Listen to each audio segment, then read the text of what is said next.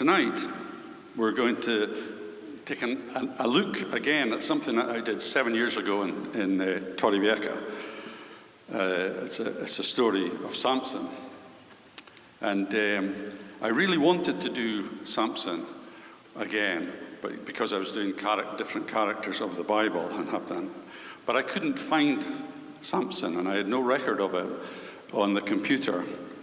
And I thought, well, I didn't want to particularly sort of go and do it all again.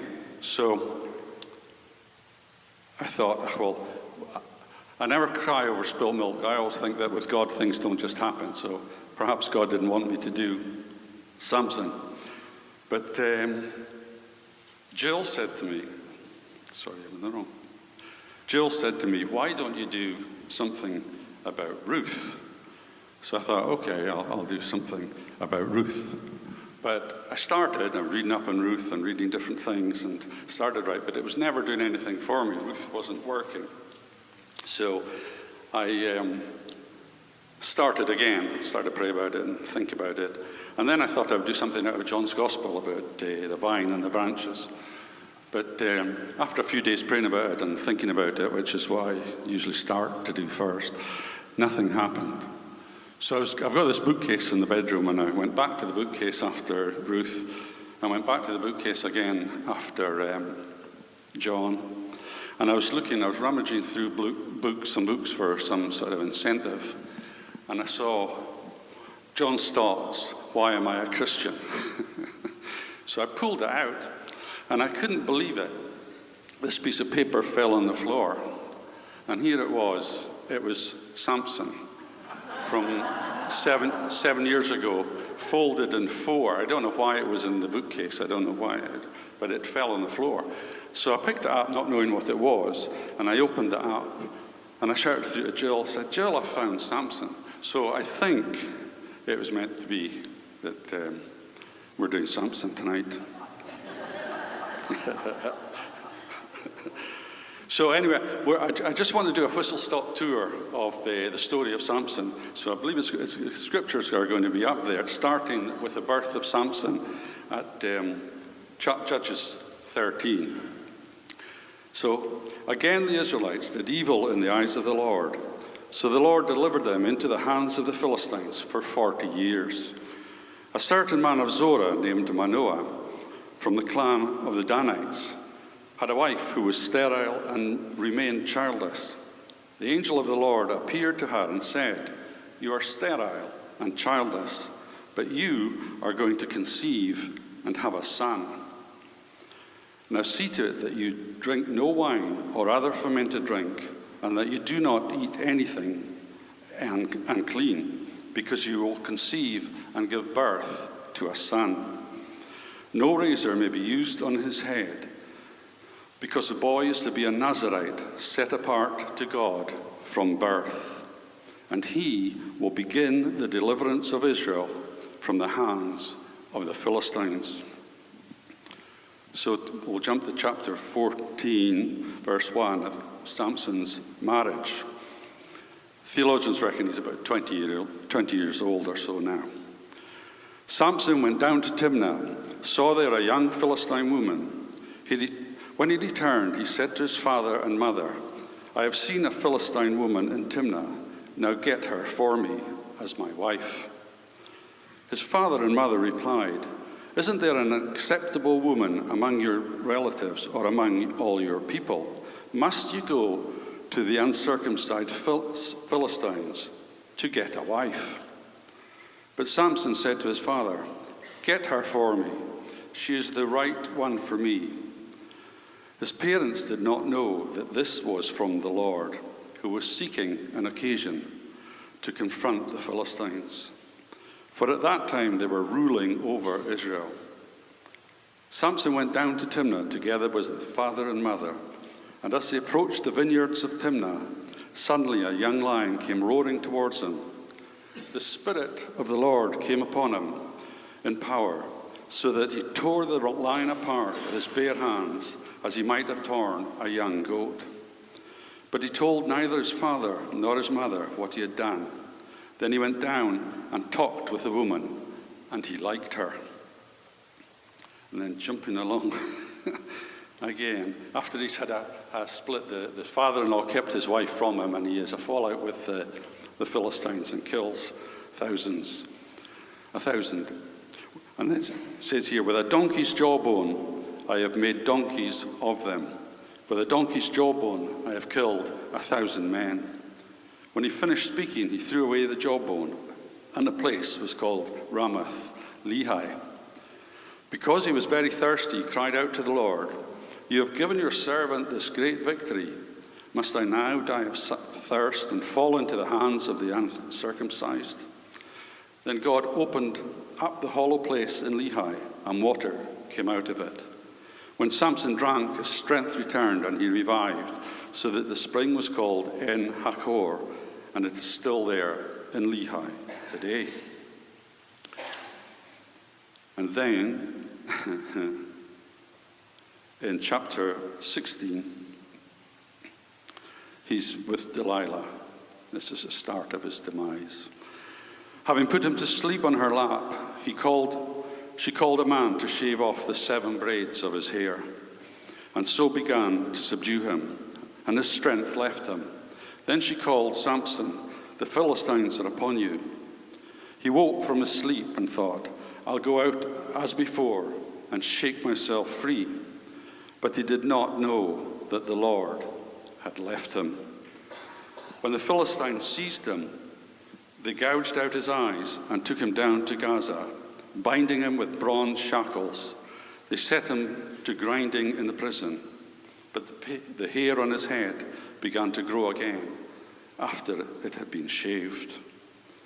And then finally, Samson said to the servant who held his hand, this is him as a prisoner, "Put me where I can feel the pillars that support the temple, so that I may lean against them."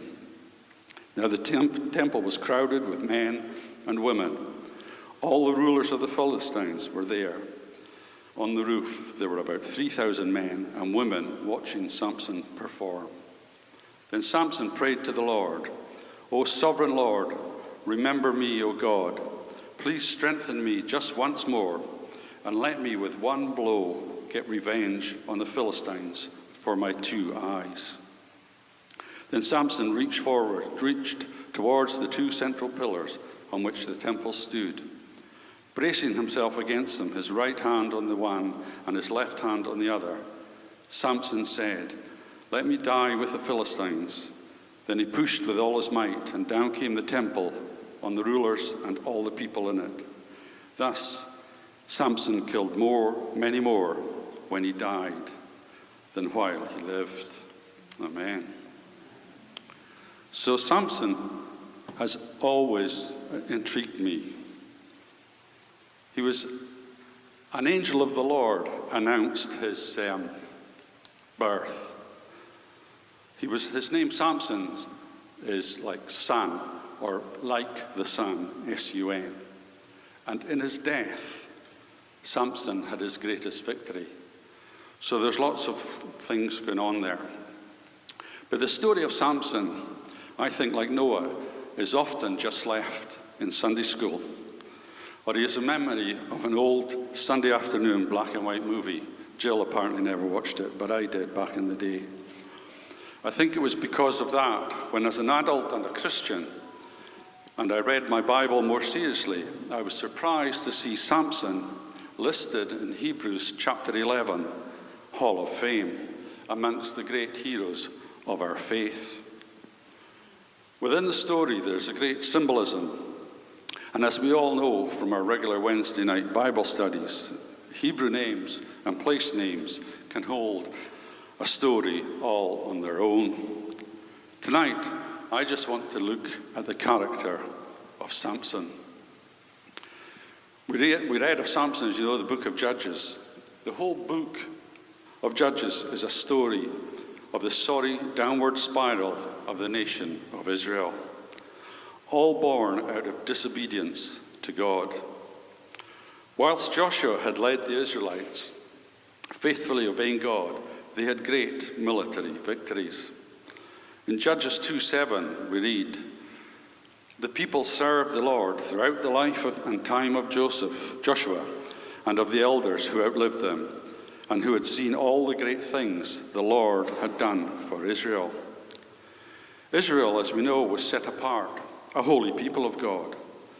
They had been instructed to destroy the Canaanites, break down their altars and idols, and have nothing to do with them at all. But God's chosen people turned from that. We can read in Judges 3, verses 5 and 6. The Israelites lived among the Canaanites, Hittites, Amorites, Perizzites, Hivites, and Jebusites. They took their daughters in marriage, and they gave their own daughters to their sons and served their gods.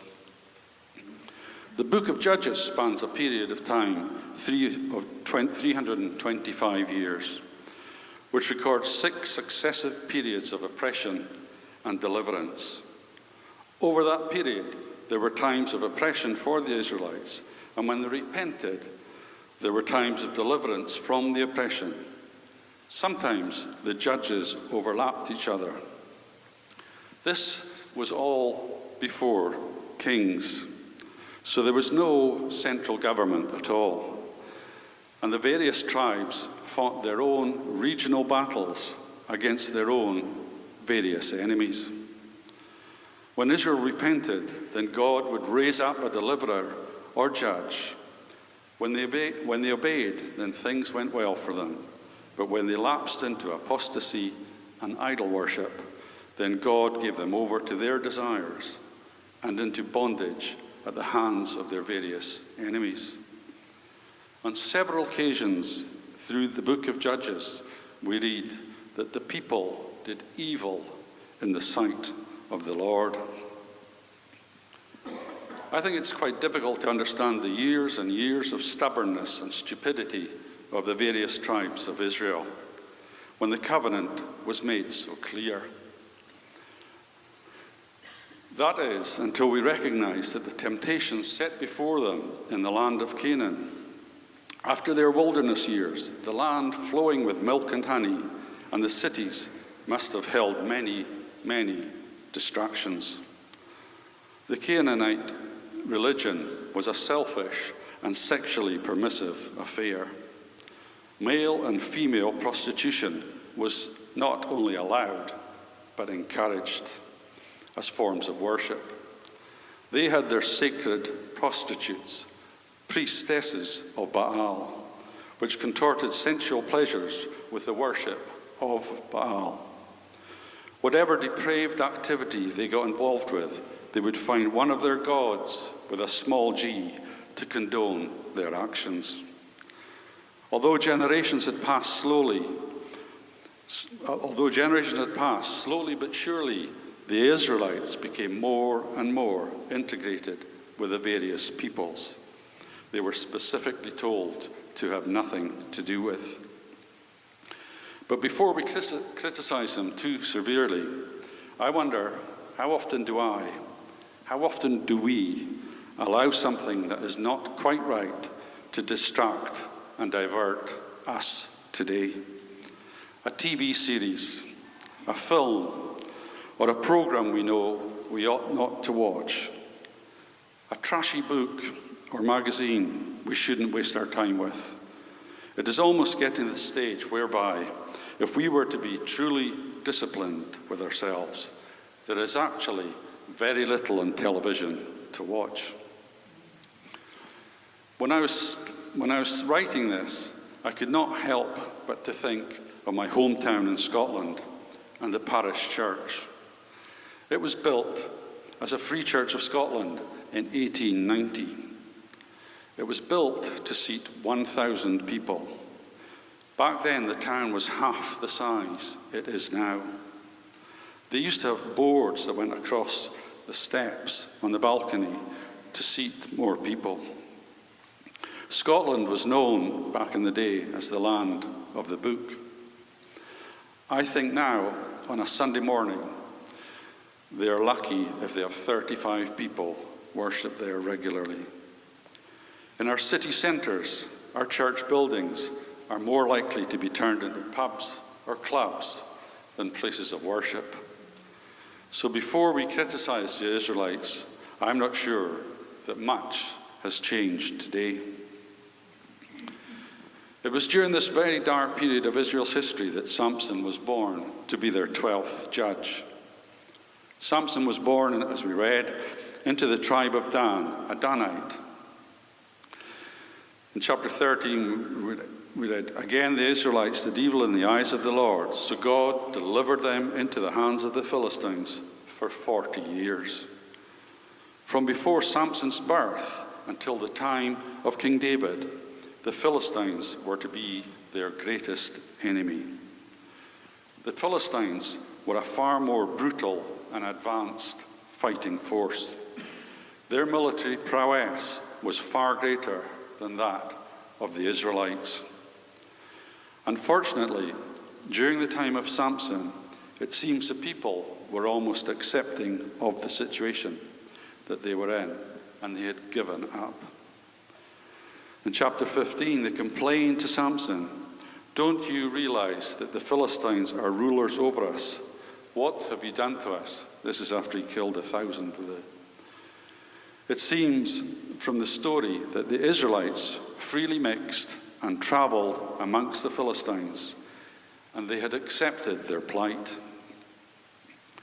Samson was later to lead the people of Israel for 20 years. We read that in chapter 15, verse 20. Now that, to me, would split the story in two. The first couple of chapters, 14 and 15, about the younger Samson and his great feats of strength through the hand of God. And the last chapter, 16, about his later life, when he was actually their judge, and this was the start of his demise. Now, out of all of the judges, Samson is unique. His mother, as we read, we're never told her name, but his mother, as we read, was sterile and childless. An angel of the Lord appeared to her and said, "You are sterile and childless, but you are going to conceive a son." She was told that he was to be brought up as a Nazirite, and his role would be to begin the deliverance of Israel from the hands of the Philistines. We can read about the vow of commitment a Nazirite took in the book of Numbers, chapter 6. The Lord said to Moses, "Speak to the Israelites and say to them, if a man or woman wants to make a special vow, a vow of separation to the Lord as a Nazirite, he must abstain from wine and other fermented drink, and must not drink vinegar made from wine or from other fermented drink. He must not drink grape juice or eat grapes or raisins. As long as he is a Nazirite, he must not eat anything that comes from the grapevine, not even the seeds or the skins.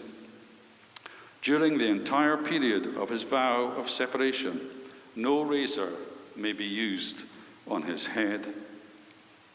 He must be holy until the period of his separation is over. He must let the hair of his body grow long. Throughout the period of his separation, he must not go near a dead body." Samson here was in very, very, very exclusive group. In Scripture, only Samson, Samuel, and John the Baptist were committed from birth to be brought up as Nazirites. Add to that the fact that Samson's birth was announced by an angel of the Lord, then you would think that with that recommendation and that start in life, that the potential for Samson would have been enormous. Added to this endorsement from God, Samson was given the gift of great strength. With his upbringing and example from his parents, he would have hoped he would be a shining example for God. But instead, Samson became in many ways a huge disappointment. One thing of interest is the fact that when Samson's mother recounted the announcement the angel had made, when she recounted it to her husband, strangely, she left out the part, and he will begin the deliverance of Israel from the hands of the Philistines. This being the whole purpose of his arrival. But she strangely swapped it for the far less challenging and far less threatening. He will be a Nazirite until the day of his death. I wonder if already there was a seed of doubt, the start of a stumbling block that would hold back Samson from developing and reaching his full potential. Was there a seed of confusion and frustration sown in the young Samson's life? We are told nothing of Samson's childhood, other than he grew and the Lord blessed him, and the Spirit of the Lord began to stir in him. As a parent, I would suspect that the young Samson would have been a bit of a handful and quite a bit, perhaps a bit arrogant. To be fair, it must not have been an easy life, especially in the times that he was born. But by his lifestyle and what we read of Samson, I suspect he was overly protected by his parents and perhaps a bit of a loner. Whatever, Samson as a young man, he certainly shows little or no respect for his parents. In the way he talks with them and treats them, and shows complete disrespect towards his father over his choice of a Philistine wife. Perhaps his father's weakness in allowing him to marry the Philistine woman did not help with the respect issue. I would suggest that certainly throughout this period of his life, he shows little respect for anyone, and Samson seemed a very troubled young man. Maybe there was a tension in Samson's life between the person he was meant to be and the life he was actually living. The Spirit of the Lord stirring in him. Surely we can all identify with a time or instance where we may have been prompted to go somewhere or do something, but we renege on it and we get this weird feeling of guilt or disappointment that no one else knows about. Our lives are littered with good intentions, but often we do not act on them, so we disappoint ourselves. Knowing full well it was wrong, Samson tells his parents, "I have seen a Philistine woman in Timnah. Now get her for me as my wife." He had no truck with his parents' appeal for him to reconsider, as it flew in the face of everything that they believed in. He just simply instructs his father, "To get her for me, she is the right one for me." In the original Hebrew, what Samson actually says is, "She is right in my eyes." Interestingly, every time the journey to Timnah is mentioned in the Bible, it says Samson went down to Timnah. But geographically, Timnah was actually straight across from Zorah. I wonder if it is a spiritual down, a move further away from God. On 4 occasions, the word down is used in verses 1, 5, 7, and 10. Hardly a happy-sounding courtship. Anyway, we read that on the way down to see this woman in Timnah with his parents, Samson must have taken a shortcut or deviation from his parents through a vineyard. As Samson was walking in the vineyard, we learn of the first experience of Samson's great strength. Suddenly, a young lion roars towards him. The Spirit of the Lord came upon him in power, so that he tore the lion apart with his bare hands, as he might have torn a young goat. Now, I'm a great believer in bullet prayers, but there was no time nor mention of that here. In an instant, God provided the power and protection for Samson. Romans 8:31 comes to mind. If God be for us, who can be against us? Samson must have torn the animal apart with no injury to himself. His parents had no knowledge of his confrontation, and the lion, no knowledge of his confrontation with the lion, and he didn't tell them about it. So he couldn't have been scratched or marked. And also, they must have been some distance away. I don't think you could wrestle a lion of any age and tear it apart without making a fair amount of noise. I fancy his parents never ventured anywhere near the vineyards with him. On his return journey to marry the woman at a later date, we read that he again walks through the vineyard, and this time scoops honey from out of the dead lion's carcass. He eats the honey himself as he walks along, and in verse 9 offers it to his parents when he rejoins him, but without telling them where it had come from. Immediately, two things jump out at us here. Firstly, what was a Nazarite man doing walking in a vineyard? Number 6, a Nazarite must not eat anything from the grapevine, not even its seeds or skins. Why would Samson put himself in temptation's way? And secondly, what was he doing, scooping honey from the carcass of a dead animal? This too violated his Nazarite vow of never going near anything dead.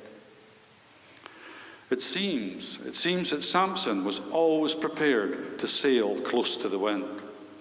He was always happy pushing at the boundaries of his vows and happy to deceive his parents along the way. From there, Samson's life seems to go through various questionable situations. Samson is happy to mix with the Philistines, to rile them up, knowing full well that push come to shove, he could shove and push hardest. At his wedding feast, or in the Hebrew word misty, it was basically just a 4-day drinking feast. Samson made a feast there as it was customary for a bridegroom. It was just pretty much a stag party. Surely yet another no-no for a Nazarite and a flouting of his vows. We don't get much more information about Samson leading Israel. I suspect what happened is after the thrashing Samson had given the Philistines left Samson and the Israelites pretty much alone. For fear of reprisals, they just left them well alone.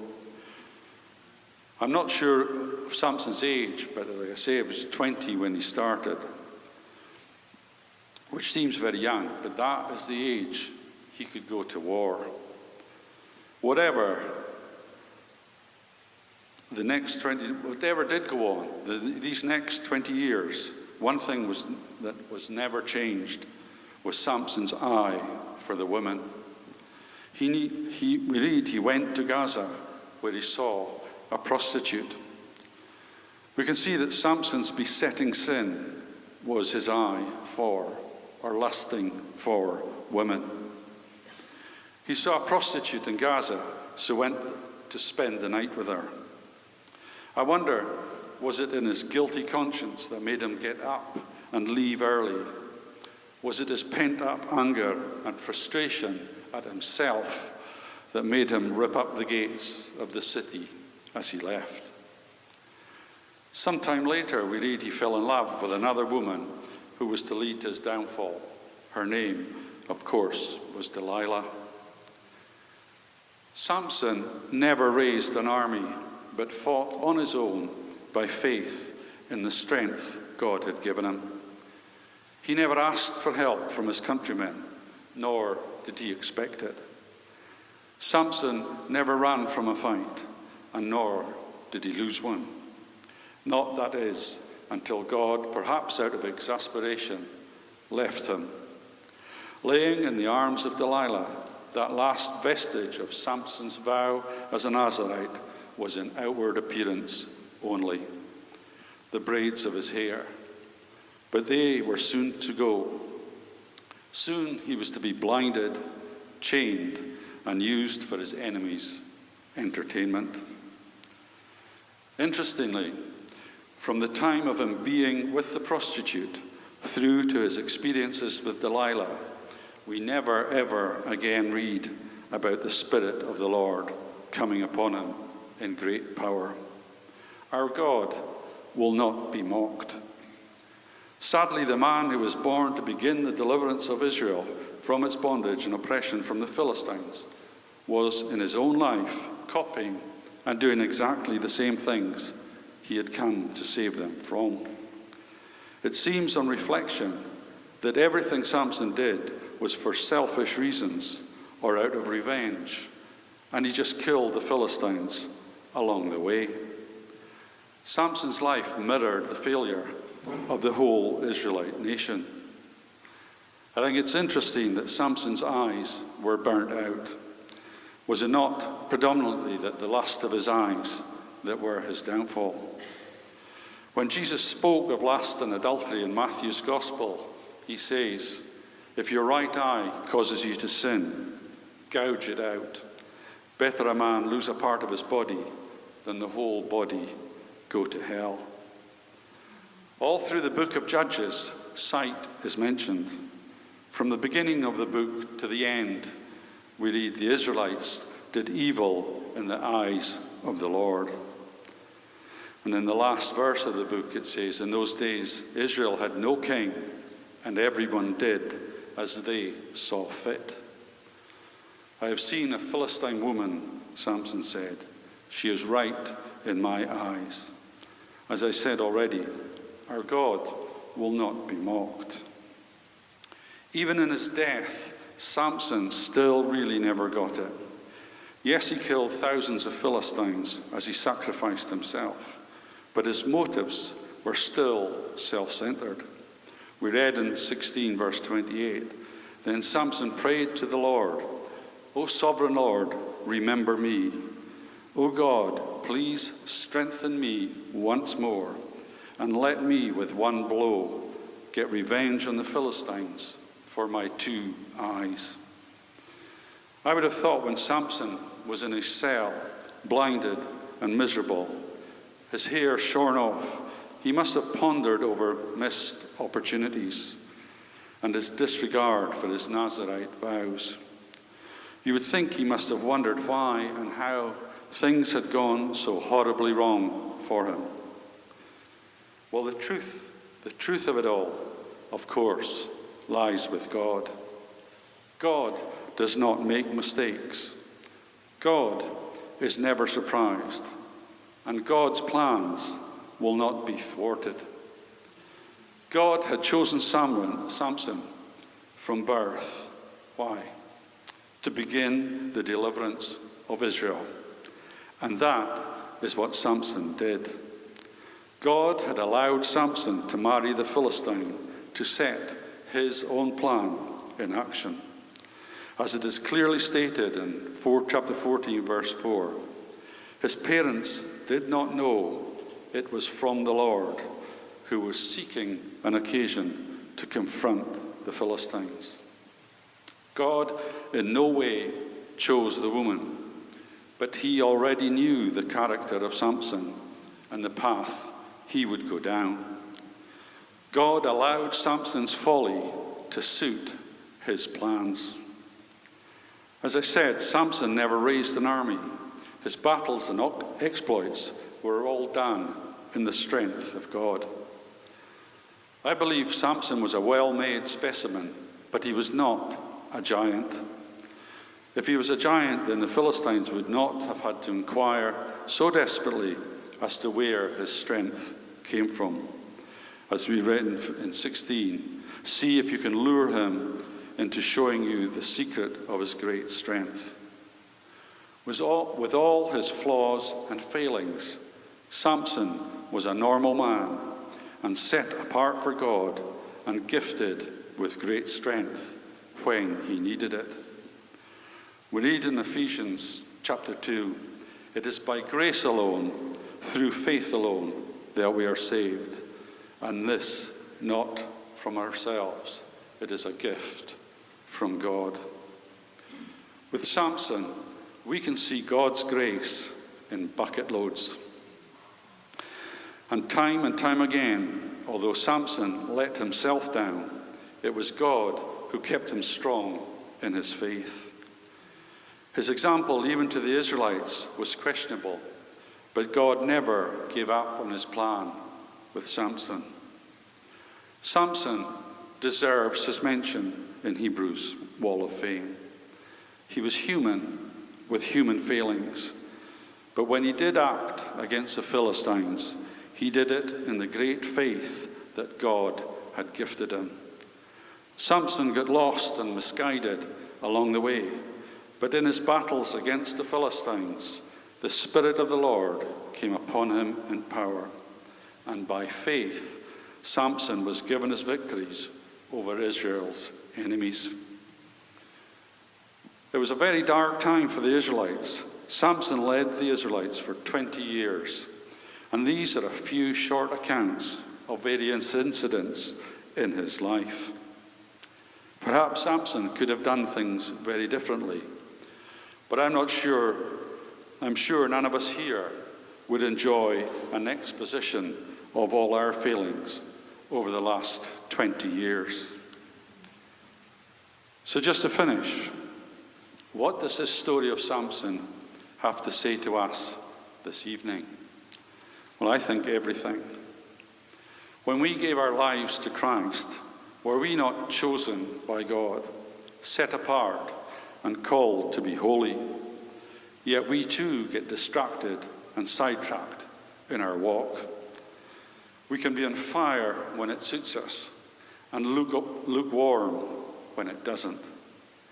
The story of Samson proves to us that God can and will use us in spite of ourselves. But it also reminds us that we must ever be watchful. Just because we see good things happen does not mean we are always good with God. As Samson learned to his cost, our God will not be mocked, and there will always be consequences for our continual and unrepentant sins. And no matter how insignificant we might feel they are, we must keep a very short account with God.